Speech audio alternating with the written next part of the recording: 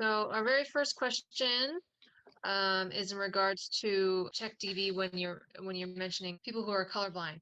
He asks, can you use with no messages to Oh leave a yeah. lot of the stuff out? Yes, absolutely. And it's CheckDB, and the parameter is with and then it's no underscore info messages. And I use that all the time just because I don't like to see all the stuff that's good. I only want to see what's bad when we're tracking things down. And absolutely, that's a great way to look at it. And if you're looking at putting parameters on there and you're adding the with no info messages, I usually add the with data purity option as well, just to do a little bit deeper check there. So good question. Good question. Yep. All right, next one. I've taken a copy-only backup to move to another server and restore previously. Is the copy-only part considered a good practice? So I would say, certainly if you have separate log backups in place and you don't want to disturb that backup chain and you want to create a separate backup, then yes, I would do a copy only. I would also potentially look at doing a copy only, if you suspect corruption. Yep.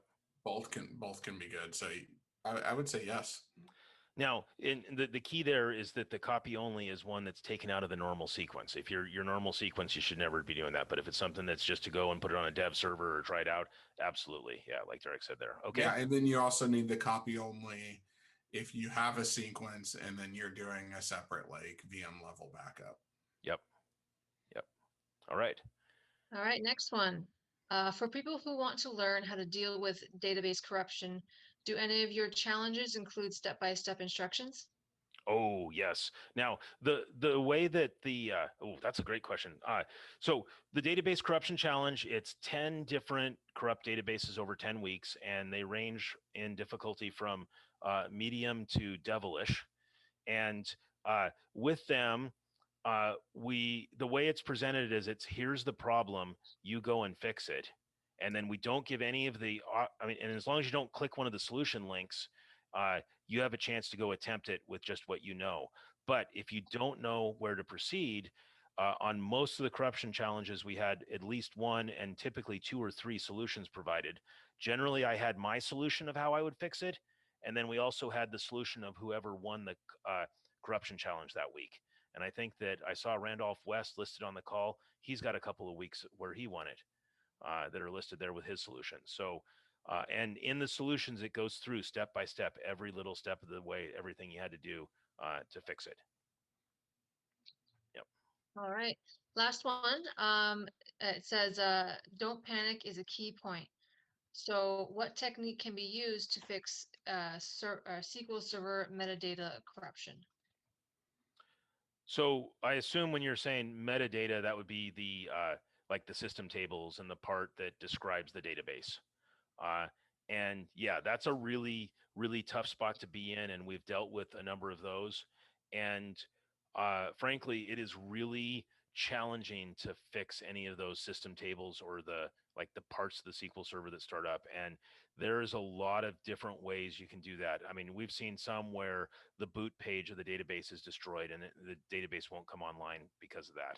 And one of the things we do there is take it offline and go and actually use a hex editor and copy the binary data and replace it to make it work. Now, you'd want to do that with a copy of things, not with a production database.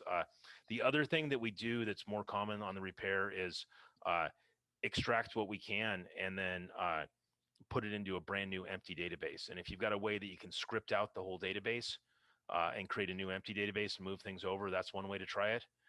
But it's not always that easy. I mean, sometimes that's several days worth of work to do that type of thing. I do see another question here a little lower. Yeah, it has to do with SQL Server CU updates that you mentioned to keep up to date. Starting a new high priority project in dev currently, about to move to QA in a week, which is in AOAG. Yep, always on availability group. Okay, prod may be a month away. Server SQL 2019 just pushed out a CU9 last week. When would you apply it? It's one of those that it really comes down a lot to, it depends. And really what it depends on is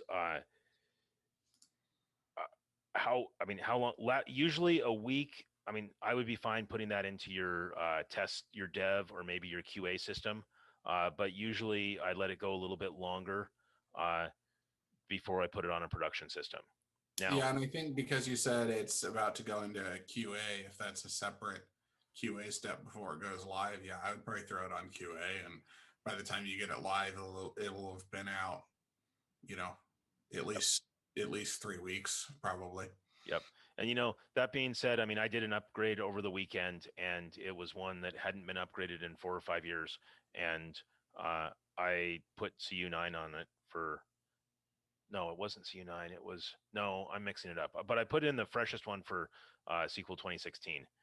Yeah, because CU9 is Which only did come out, 2019. yeah. Yeah, I'm mixing them up. So yeah, and there was what was it, CU7 for SQL Server 2019, that was a bad update, and if you'd installed that the day it came out, you would have had a lot of problem. But by waiting a couple weeks, Microsoft pulled it and retracted it, and hopefully prevented a lot of people from having problems with it. Yeah, and actually further in that question, it says prod is a month away. So yeah, I would certainly load it in your QA, and Yep. that's what QA is for.